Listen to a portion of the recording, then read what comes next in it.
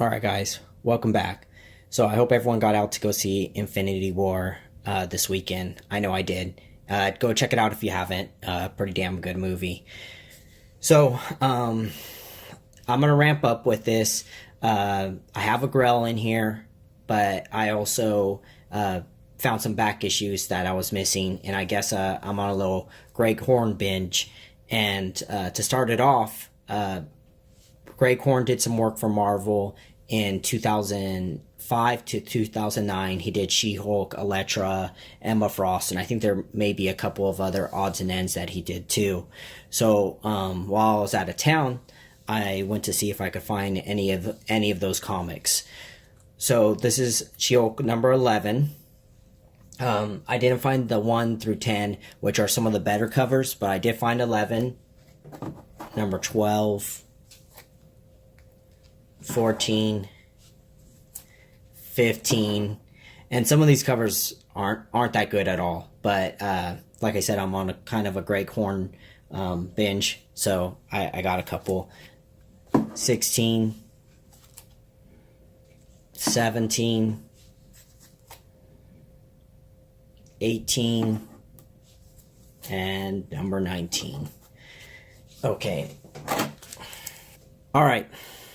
So the next one is going to be Greg Horn's, and which I'm really surprised with, is Brian Michael Bendis' work on Marvel Knights, Elektra, and this is Greg Horn. So Greg Horn's Elektra number 1, number 2, number 4, and this one, she looks a lot on this one like Catherine Zeta-Jones. Number 5, number 6, number 7, number 8, and for the last one, number 10.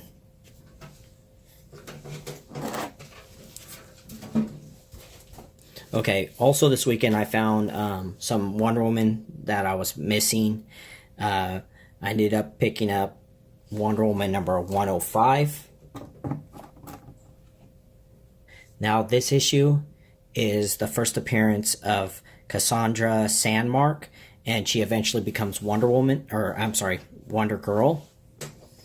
I also picked up, found this DC Universe number 82 Brian Boland cover, which it's a beautiful cover. Really like Ares in it.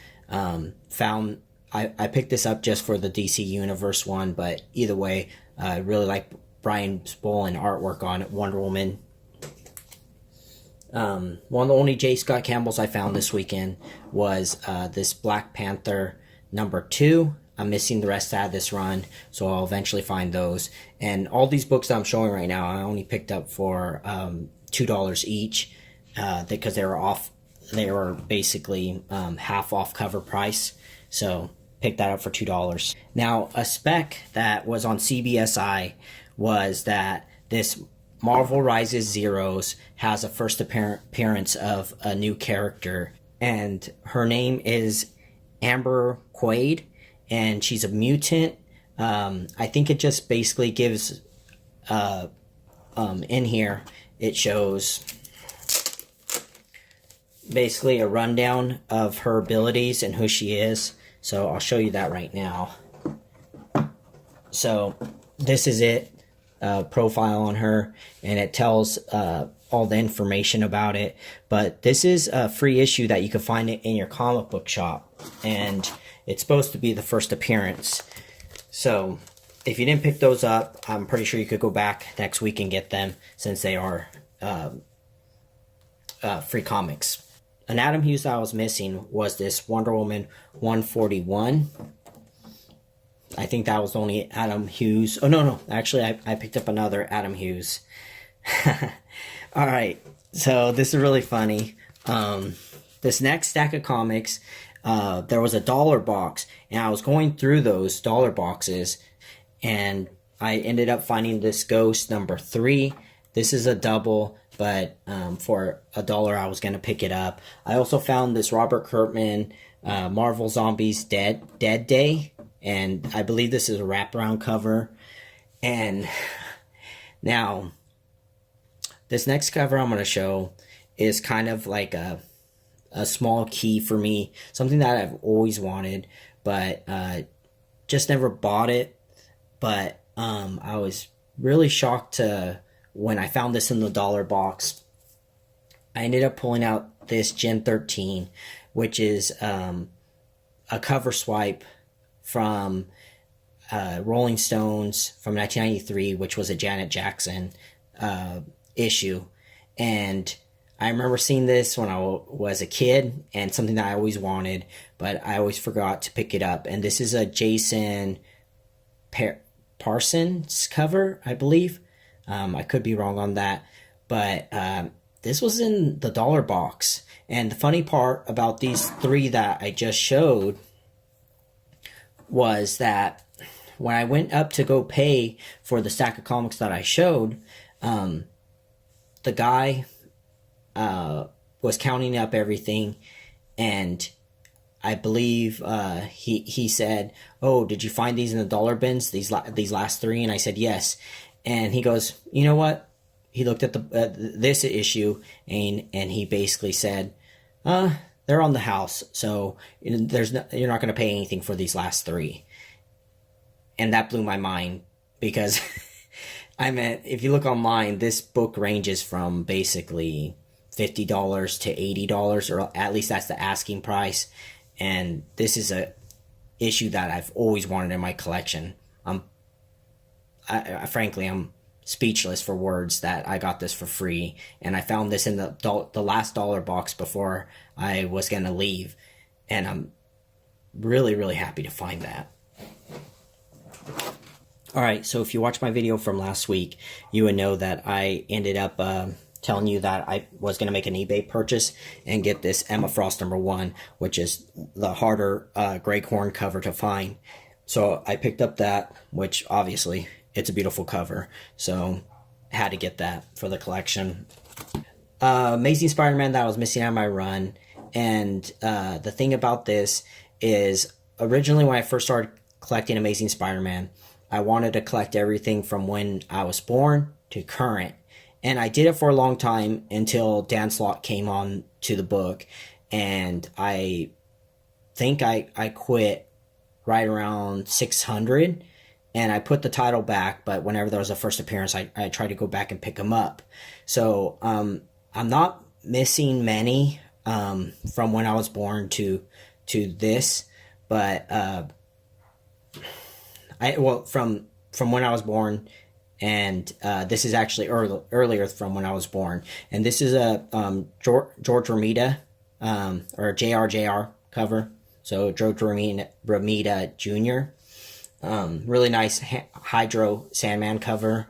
And to be honest, I would prefer if Romita still drew like this, but you don't get this artwork anymore from him.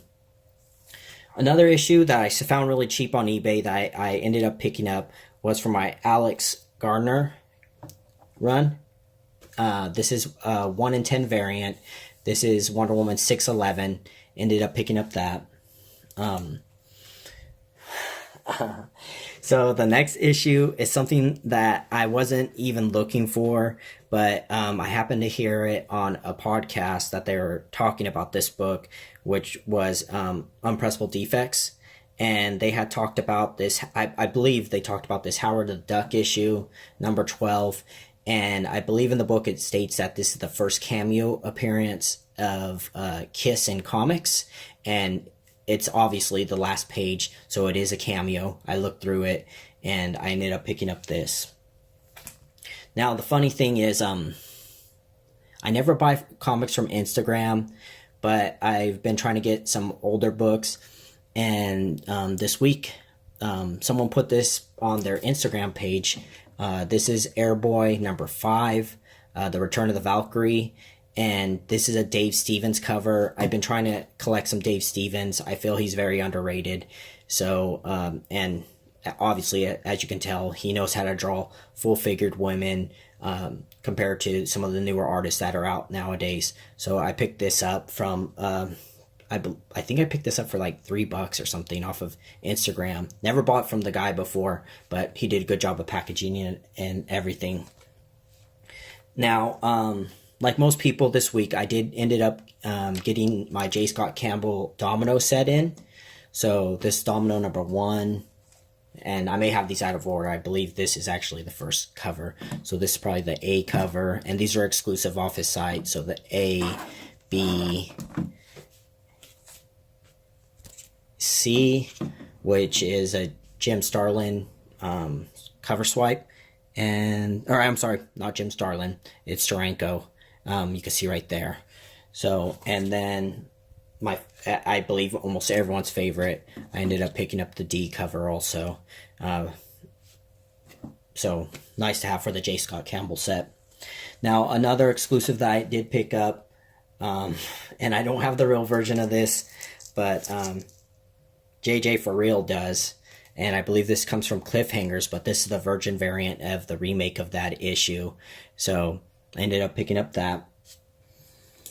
Alright, well, I haven't seen anyone post anything about this, but this is also a CBSI spec.